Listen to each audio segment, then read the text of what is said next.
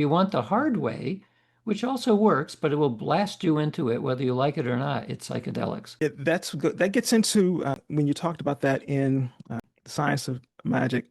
That and it, when I read that part, I went back to DeRope's work, where he talks about, when we engage in the taking of psychotropic substances, we're engaging in spiritual burglary, which again, we have the capacity to do this and cultivate it without taking of the substances. And I love how you talked about you don't advocate for jumping naked out of an airplane. You don't advocate for taking of substances. You want to take the road that will cultivate it naturally, which is via meditation.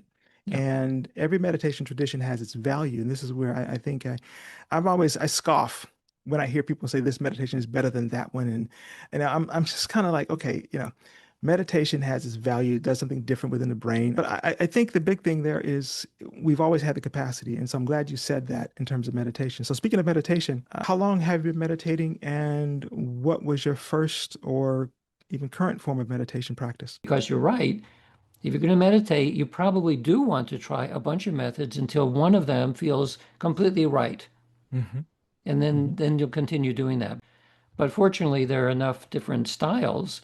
And especially like all meditation does not require sitting quietly. There's all kinds of Yes. things that people can do. And there's always something that will resonate with the individual.